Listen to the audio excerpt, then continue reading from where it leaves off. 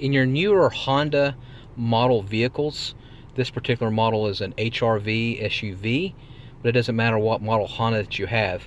If for whatever reason you had your battery disconnected or it went dead and then you reconnected it and now you're trying to use your control here with the screen and the audio is asking for a code and you're like, "Oh no, what is my code? I don't have a code." What it is, you don't have to have a code unless you put one on there. You just basically have to reset it by holding down the power button. And you probably want to hold down the power button for a good, you know, 5 to 10 seconds, and then let go, and then that should reset it, and it should work again. All right, I do appreciate you watching. Let me know in the comment section which model Honda that you have, whether you have an Accord or a Civic or an HRV or a CRV. Let me know in the comment section. I'd be curious to know. Thanks for watching.